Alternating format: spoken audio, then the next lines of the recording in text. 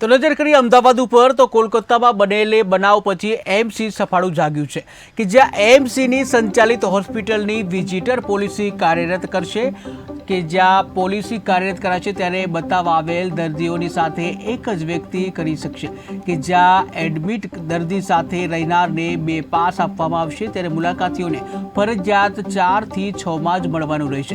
જ્યાં અગાઉ આ પોલિસી કાર્યરત હતી પરંતુ આ વખતે કડકાઈથી કાર્ય થાય તેવું આયોજન। ત્યારે આવો જોઈએ સ્ટેન્ડિંગ કમિટીના ચેરમેન દેવાંગ દાણી શું કહી રહ્યા છે।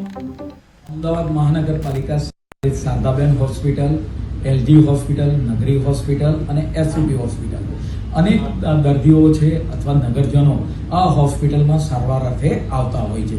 રોજની ઓપીડી 2000 કરતાં વધારે હોય છે શારદાબેન હોસ્પિટલ અને એલજી હોસ્પિટલની અંદર। ત્યારે હોસ્પિટલની અંદર નિયમિતતા જળવાય તે માટે વિઝિટર્સ પોલિસી અમલમાં મૂકવામાં ભૂતકાળમાં આવી હતી, પરંતુ આજે એનો કડકાઈથી અમલ થાય કે ભાઈ હોસ્પિટલની અંદર બીમાર ના પડે તંદુરસ્ત વ્યક્તિ એ માટે જે પણ વ્યક્તિ બતાવવા આવે ઓપીડીની અંદર એની સાથે એક જ વ્યક્તિને આવવા દેવામાં આવે।